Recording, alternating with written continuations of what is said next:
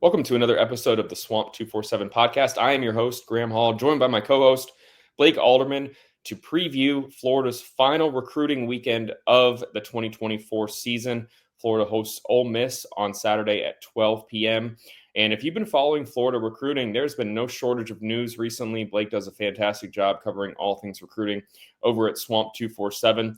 And Florida has really benefited in the last week and a half from, in my opinion, putting out that statement, clearing up the uncertainty regarding Billy Napier's immediate future in Gainesville. Just to recap, Scott Strickland, ahead of Florida's contest in Austin against Texas, put out a statement all but confirming that Billy Napier would be back in 2025. And I thought that that was a necessary one for Florida's recruiting efforts, because if you've been following, the recruiting class hasn't been ideal in terms of size and where Florida stands from a ranking perspective. And you saw a flurry of activity after that statement came out that kind of allowed Florida to minimize the negative recruiting that has been going on behind the scenes. And in the time since, the Gators in the last 3 weeks have landed 4 commitments from players who were previously committed to other programs. So they landed a kicker in Evan Noel, who was committed to Arkansas, one of the top kickers in the nation. And they were able to flip a pair of prospects from Florida State.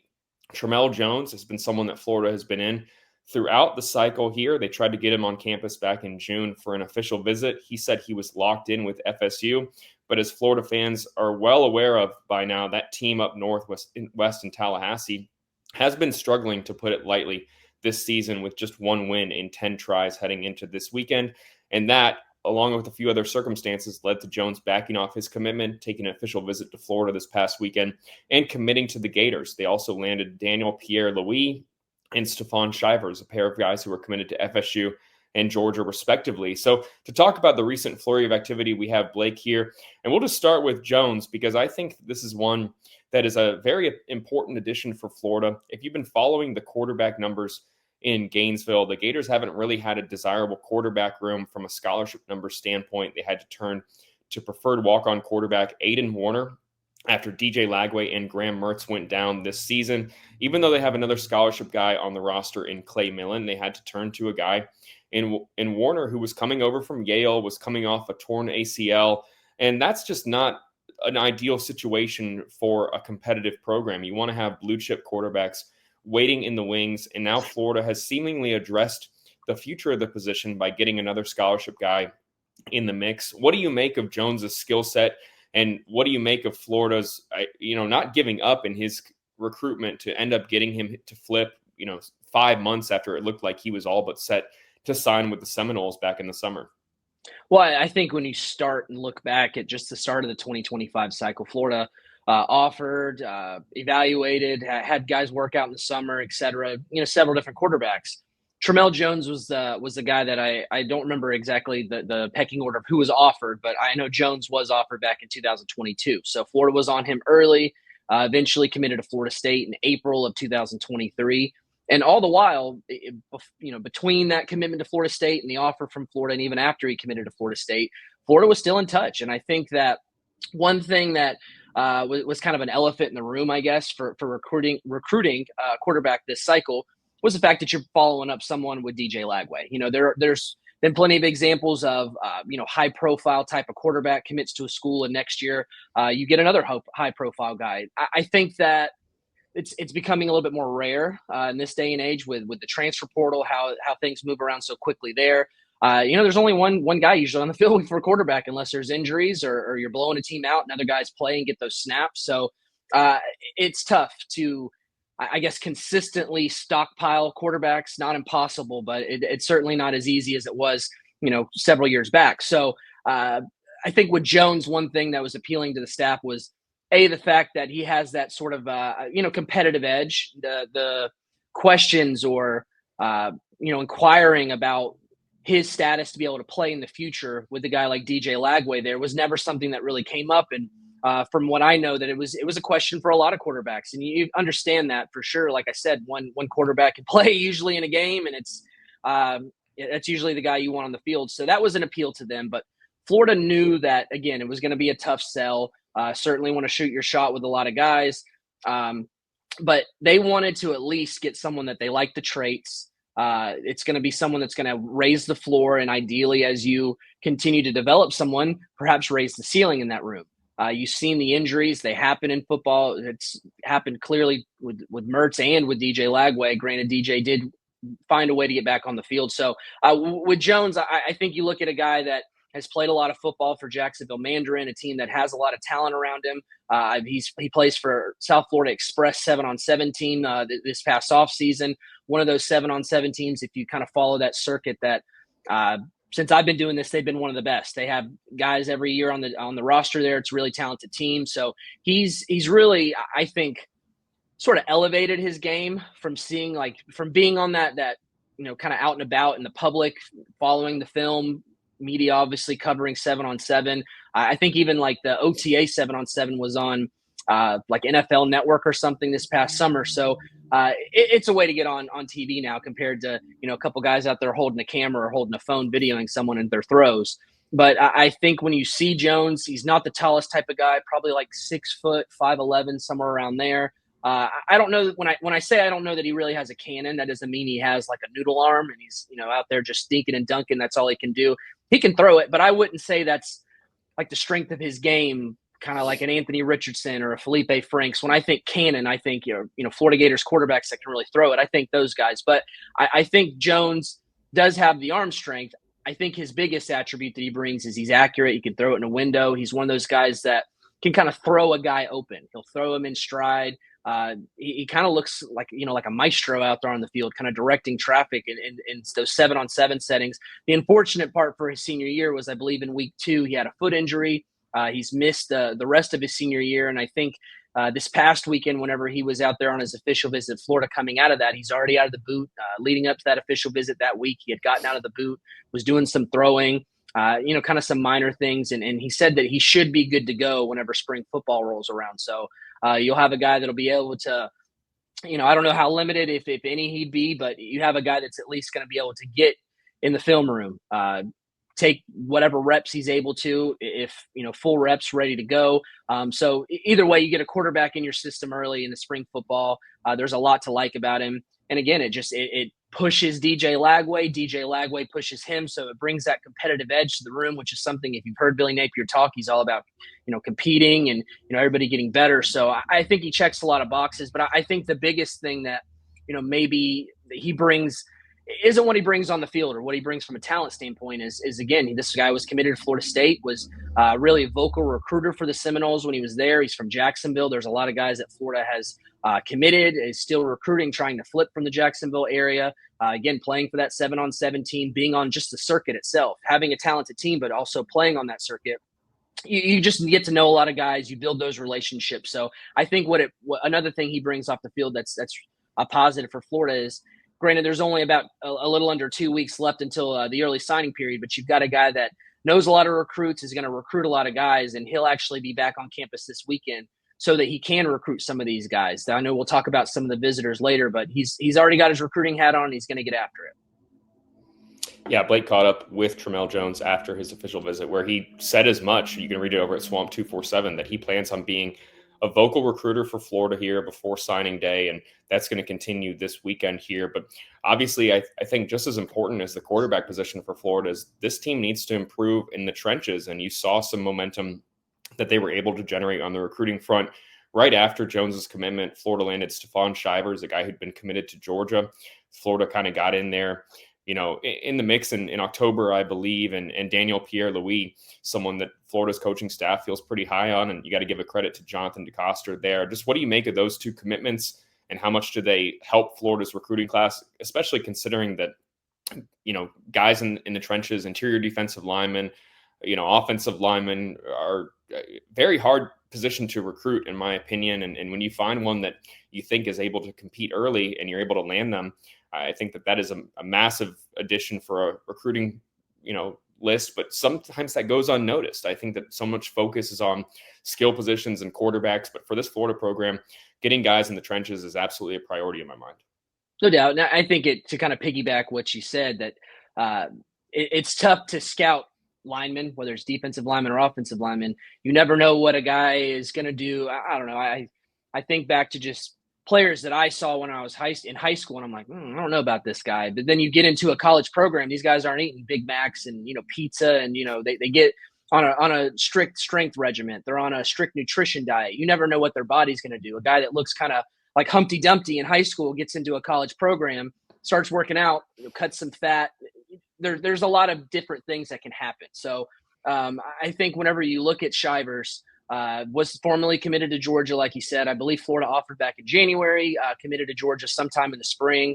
As the fall went on, sort of opened up his process, not decommitted from Georgia, but was more open to taking visits.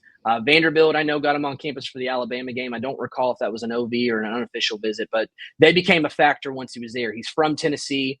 Went over there to Vanderbilt and saw that big environment. In-state school was pushing hard, but Florida was still talking to him. He eventually decommitted from Georgia, which ironically came I think 2-3 days after speaking with him, said Florida was his number one school. So eventually opened things back up. It was pretty obvious then that Florida was trending that way. Got the official visit this past weekend. And it seemed like Florida only pulled out farther ahead. He said at the time, decision coming in the next week or two. Well, maybe it was a little mistake there because it was about 2 days, right? So it wasn't much longer after that. Florida had felt really good. That's a guy that I think fits into that true nose tackle position, that 0 to 3 gap guy. He's, I think, measured in at 6'4", 384, so he's a big dude. But again, seeing him in person, that was my first time this past weekend seeing him when he was out there at the stadium when we were at the game. Not a guy that looks like he carries a lot of bad weight. Sure, there's 384 is a big guy, like I said. There's going to be some body changes once he gets to a strength program, but you see a guy that doesn't look sloppy. He doesn't look like he's, a hot dog away from having to really be on Jenny Craig or anything like that. So this guy he's got a lot of things that look good about him. Again, size is hard to coach. You can mold someone in the strength and conditioning program. And with the way the SEC works, especially Florida's defense, they run the nose position a lot. Cam Jackson's a senior. I believe Desmond Watson is out of eligibility after the season, correct? Right. So you're losing 2 big bodies there. So I'm sure portal will have to be somewhere where they look in there because, again, throwing in a young guy like that, Mekhi Barrow, who's currently a true freshman, showed a lot of promise. So I don't know if they'll need to vet the portal. I think in general, you look at Florida, they've looked in the portal for defensive linemen and offensive linemen each year. So to be determined on that. But again, you have to look towards the future. You can't rely on the portal every year to find your next starter. You need to start kind of building that within through high school recruiting. So I think that's a good get for Florida, considering they only had one true defensive lineman before Shivers committed, and that was Jeremiah McLeod, who has been committed to Florida since May, but has still been flirting with quite a bunch of schools. He's going to be at Georgia this weekend for an official visit. So, whatever happens there, if you don't have Shivers, you don't have any defensive lineman committed, especially at a nose position, which is fairly important in Florida's defense. So good get there. You can continue to develop him. And it's a guy that I think that they're very excited about. And again, the body and the frame look, they don't match when you see 384 on his profile. He's a guy that I think is filled out a little bit more, maybe a little more solid than he is kind of fluffy. But then even on the offensive side of the ball, Daniel Pierre-Louis, a guy that Florida had eyes on for a good bit of the fall. John DeCoster gets out there in October, watches him live in a game, sort of checks off the final boxes there that he saw on film, was really high on him. And that's another guy that you see him in person. I don't remember the exact weight that he checked in out on his official visit, but another guy that is going to be an offensive guard, but not a guy that is flabby or fluffy. He's a guy that looks like he's a solid player. That if you don't have to take the fat away, you can build the muscle on there, and you can continue to build him in that aspect along the offensive line. I think both of those guys are going to be developmental type players. But I think that, again, the offensive line, the defensive line are important. You don't want to have to rely on the transfer portal each year. Sure, if you can find an upgrade type of player, someone that's going to help you immediately, absolutely, by all means, go for that guy. But if you can build sort of the nucleus of your roster through high school recruiting, even if it's a developmental guy, especially whenever you consider that the roster limits is going up from, I believe, 85 to 105. So you can kind of take some of those guys that maybe is a little bit of a, year two, get some time to get some seasoning in the program and continue to develop for down the road. So it also helps flipping a guy like Daniel Pierre-Louis from your in-state rival in Florida State, especially a guy that I think had been committed there for a month or something like that. So he's a guy that John DeCoster I know really liked. and the visit went well. Committed to Florida State, like I said, back in October, but had already set that official visit recently at that time with Florida, went through that. The relationships with John DeCoster played a big part there. And I think taking that visit sort of, I don't know, made everything fall into place. It just felt like the perfect fit. He actually committed to Florida that Sunday coming out of his official visit, wanted to go back home, make the necessary calls to Florida State staff and whoever else he may need to make those calls to. Sort of doing it the right way was how it was paraphrased to me. And then not long after making those calls and handling all that, he flipped to Florida. And, again, two guys that I think are going to be some developmental type pieces, but are important pieces for the future, I guess, of the program once they get acclimated to everything and just get their feet wet in what it is to be like in a college program. Yeah, I think that you got to give Florida's coaching staff some credit because this is a staff that is not, dropped off in communication with players when they miss out on the first go round. And Blake, as you know, we've covered coaching staffs that they stop communicating with guys when they miss out in the first round. And you can't really do that in this era of college football anymore, not just for the recruiting trail, because, when they're in high school, but also in the transfer portal. Florida's had success at getting guys after 1 year that they were, finishing second in, from Grayson Howard, an abundance of players that they've been right there at the end and then had a chance in the portal. So you have to maintain contact. You never know when you're going to get a guy like Tramell Jones or Daniel Pierre-Louis when another program is in a worse position than you are. And for Daniel Pierre-Louis, the guy who recruited him to Florida State, Alex Atkins, was let go. And I think that was a significant factor there, obviously, that helped Florida. So this has been a big stretch for Florida's recruiting, just knowing who they need to add. And they have one final chance here when it comes to impressing on campus. That is this weekend for Saturday's matchup with Ole Miss. As you mentioned, Tramell Jones is going to be there to help with recruiting, along with Florida's coaching staff looking to make a strong final push before we get here to an early signing day that is creeping up on us quicker than usual here with the change to the recruiting timeline. I know Blake is doing a lot of final work here to get all of the information for all of our subscribers over at Swamp247. So check out his content over there, and you can see he has been actively updating the recruiting list for this weekend. But before we get out of here, we just want to briefly touch on who Florida expects to have on campus here this weekend against Ole Miss to see Florida play its final SEC game of the season here. Blake, from what you've gathered so far, and obviously let's give the caveat that this list can change at a moment's notice as players expected visitor list means exactly. Expected for sure. That's always my disclaimer when doing these. Expected. Yeah. Don't think that this is a given necessarily.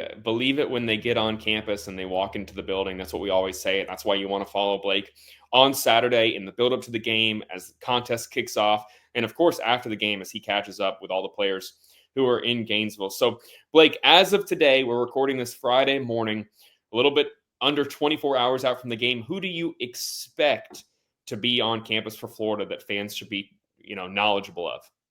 Well, I think usually, and sure, official visits don't always make it. I've had not many, but there have been some in the past. But typically those, you got a car service that comes pick you up. You have to, set the official visit. You have your flights there, and your travel is taken care of. It's not one of those things where, oh man, I didn't have a ride on game day. Sorry, I can't make it. So usually those 9 times out of 10 work out better. But I think that the list starts, and it has to, with 5-star Oregon Ducks commit Dallas Wilson. He's a wide receiver there, big body type wide receiver from the Tampa area, plays at Tampa Bay Tech, which is one of those teams that, consistently pumps out quite a bit of talent there in the Tampa area.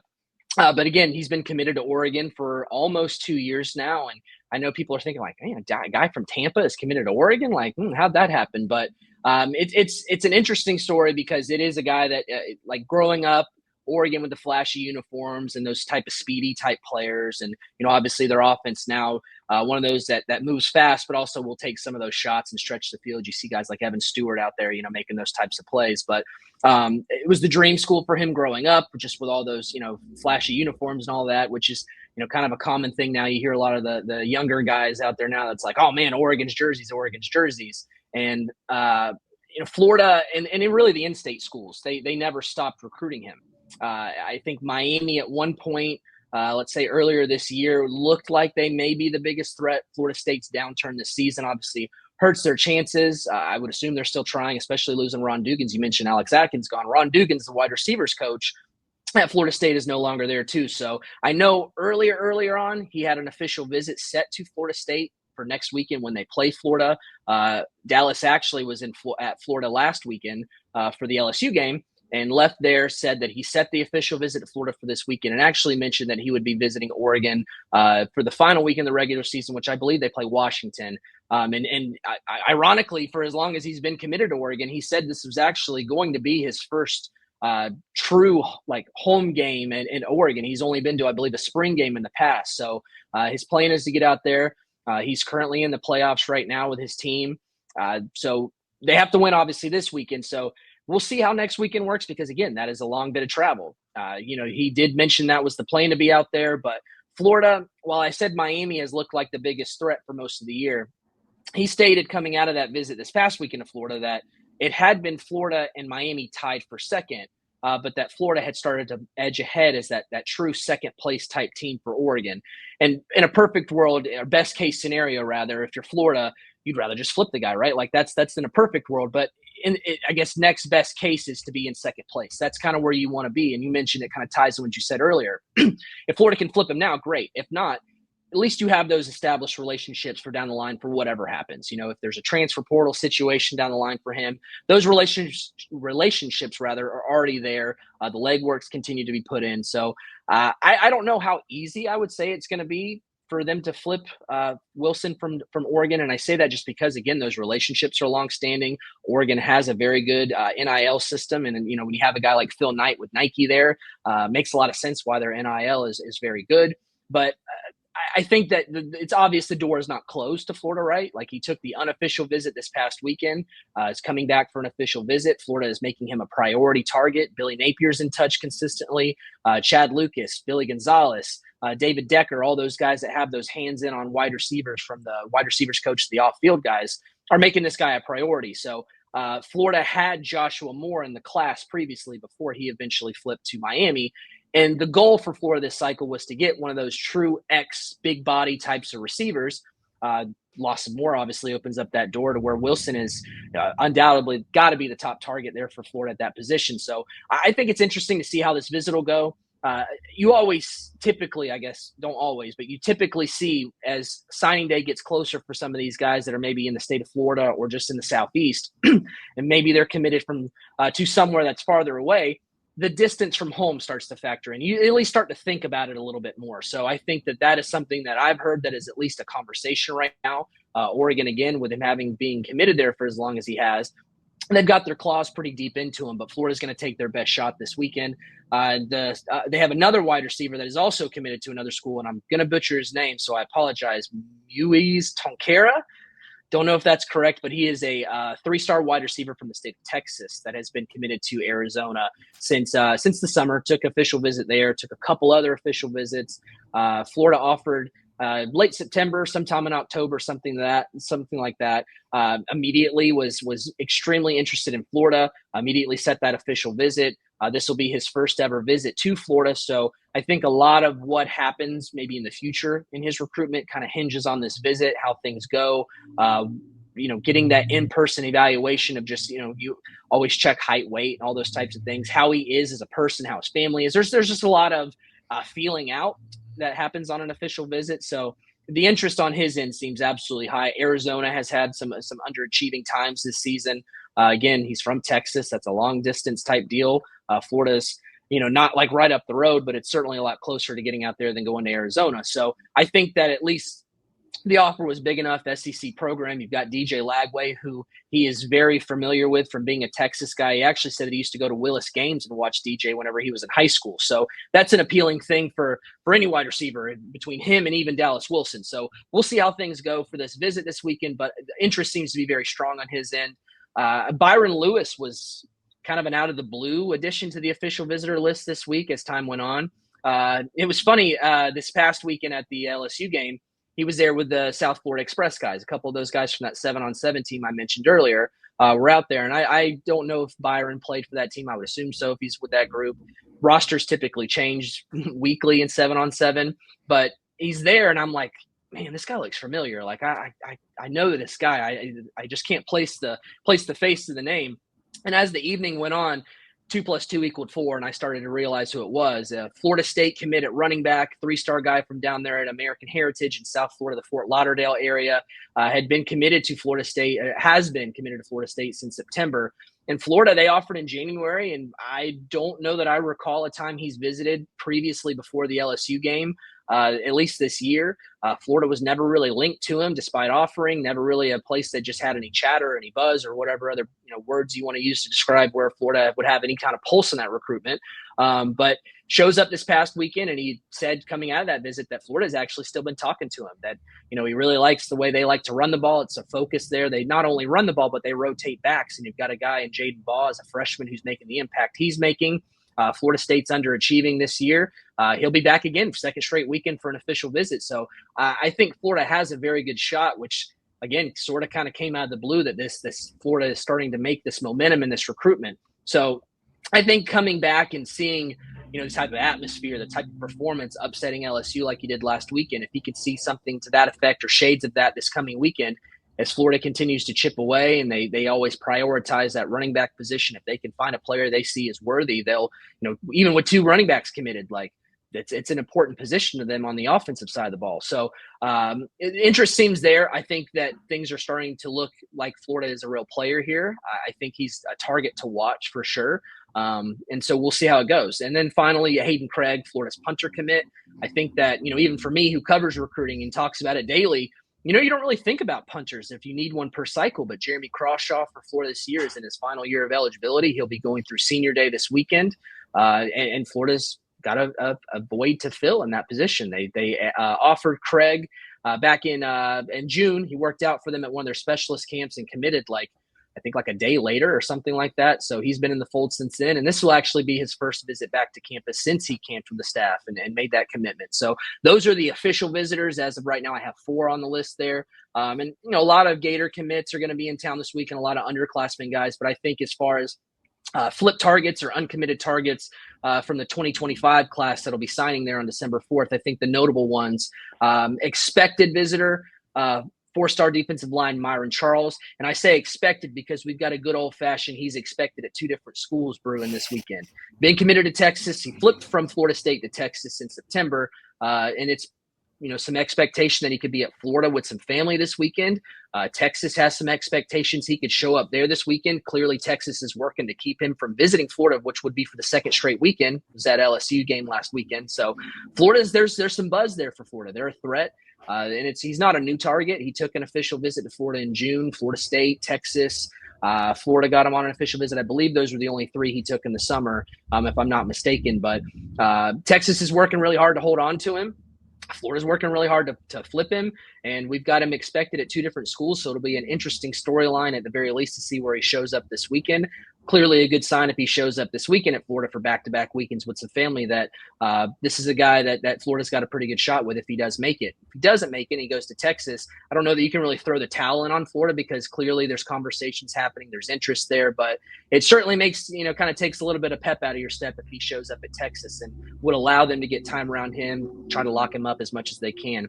Another guy that's expected, and I don't say expected in the sense that, another school's trying to get him on campus, expected in the sense that he's already tried to visit once this season, but he didn't make it. And that's 4-star edge Javian Hilson, a guy that, again, Florida's been recruiting for a long time. As a junior, he was committed to Alabama.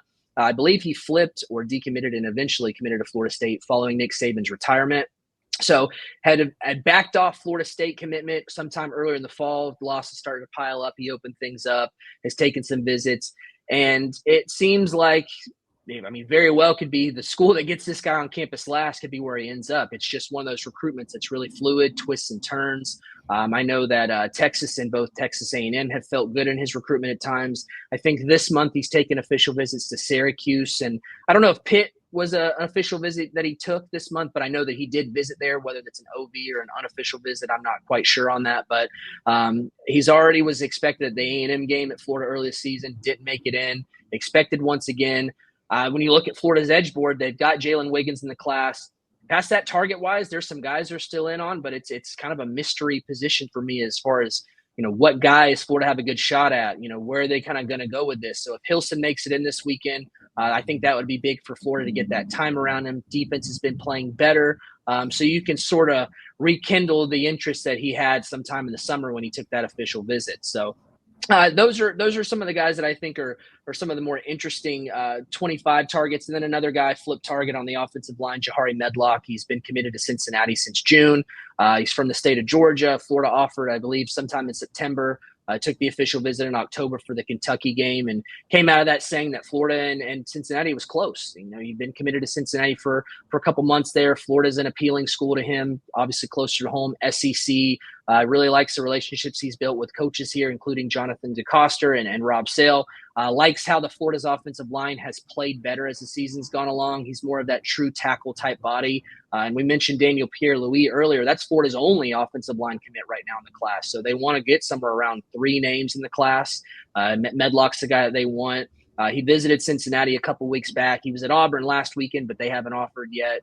I believe he'll wrap up an official visit at Georgia Tech, which was a midweek this week. So he's taken some trips. Florida looks like as of right now is going to be his final visit. Doesn't want to have a final decision on signing day. Ideally, he has something in mind at least, or publicly announced before signing day. So if Florida can get that last visit, maybe they can push over the hump and maybe flip him on campus this weekend or flip him sometime next week. Those conversations still need to be had. Things still need to fall into place. But another guy that Florida's in a really good shot with right now. They're battling against Cincinnati. They're offered much later, but they've been continually making up progress as time has gone on and as conversations continue to happen and the visit had. So again, rest of the guys, a lot of 26 guys, a lot of Florida commits in the 25 and 26 class. But some of those guys I mentioned earlier are some more of those flip targets and uncommitted targets types. And another guy, actually, Kellen Wiley, 3-star linebacker from Armwood High School there in the Tampa area, guy that Florida has not offered, but has been recruiting him consistently, like since week 1 of the high school season. Week 1, they played Norland down there in South Florida. He had like 15 tackles or so, like a really good game. He was all over the field. So teams have offered and showed interest. Miami's in there. Texas is in there. He's talked highly of Florida. Again, no offer. We'll see if what transpires with that this weekend. And he's teammates with 26 Florida commit Jalen Waters. So there's some interest there. This is his first visit to Florida this fall. Again, no offer. We'll see how things go. But there's definitely some communication and there's some interest on both sides at the very least. Yeah, obviously a very busy weekend for Florida. A chance to finish strong. Several flip targets on the board. Some 5-stars who will be on campus here. As we said before, a lot can change here, so make sure you stay tuned to Swamp247. Like I said, Blake does a fantastic job covering all things recruiting, as hectic as it may be at times. So make sure you follow him on the board on social media, and we'll have coverage throughout Saturday's contest with Ole Miss over at Swamp247. I'll be in Gainesville, as will Blake, to cover the game and also catch up with some prospects after the game. But that's going to do it for this episode of the Swamp247 podcast. Really appreciate Blake Alderman joining me for this episode. For Graham Hall and Blake Alderman, we'll see you next time.